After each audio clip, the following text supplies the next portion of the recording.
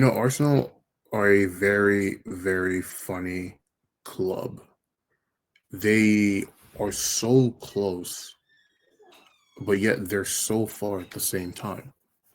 And it's always just interesting watching them make the same mistakes over and over again. Now, the reason why I really say this in relation to them right now is because when I look at the mistakes they've made in the last couple of seasons, West Ham ruining their title challenges has occurred last year, has occurred the year before that, which actually was the same season actually, and has occurred the season prior to that as well. So, in a sense, West Ham are kind of been this iteration of Arsenal's bogey team, or at least when the moment counts. But that's not what we're going to talk about today. What we're going to talk about today is why Arsenal can't win the league and why they're not as good as Liverpool in the Premier League. And there's a couple major reasons for that. Now, Arsenal's biggest problem, especially this season, especially without Saka, is honestly their lack of verticality. Now, you're probably asking, what the hell does that even mean? Now, verticality, in the sense that I'm using it, is essentially the ability to move the ball quickly, whether it's through passing or in this case, especially through just ball carrying. Now, when I look at this midfield, right, I look at this midfield, the best ball carrier in terms of moving the ball quickly is this guy. But the best passer in terms of chance creation is this guy. The best player in terms of keeping the ball in tight areas deep is this guy. But none of those skills really translate to each other. And verticality doesn't have to just come from, your midfield or even your wingers. It could come from your fullbacks. But Timber is not he's more of a center back that plays fullback than an out and out up and down fullback. Calafiori is the same way. Trossard's not quick. Marino's literally a midfielder, so he's definitely not quick. And Wanyeri is not experienced enough to be the sole driver of that. And when all of these things happens, when these issues occur, it leads to possessions that look like this. What the hell is this? Look how many West Ham players are in the box. Look at what Arsenal are trying to do. They can't move the ball quickly enough to shift the defense, and all they're left with is, trying to take pot shots on the edge of the box or play really intricate passes to get around the defense, which they do have the ability to do, mind you, but the error margin is a lot slimmer. And if anything goes wrong, you've now left yourself open for a counterattack. Now, if we compare this with Liverpool, they have verticality for days. You have Gakpo, Nunez, Salah, Luis Diaz, Jota, but especially Salah, Luis Diaz, and Gakpo.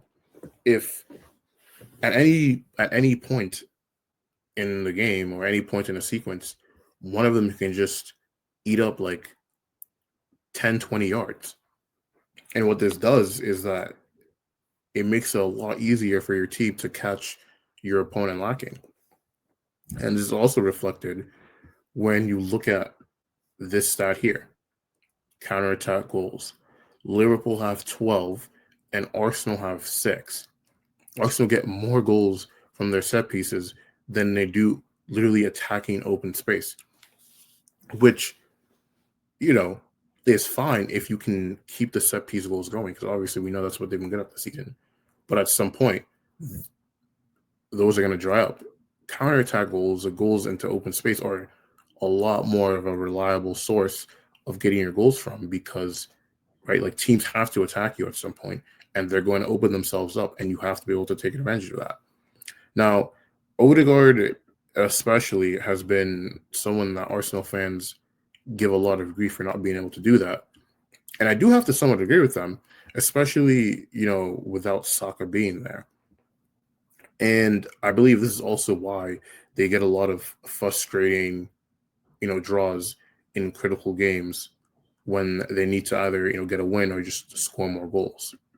And what's certainly not helping is the fact that they also don't attack the middle of the pitch as much as everybody else.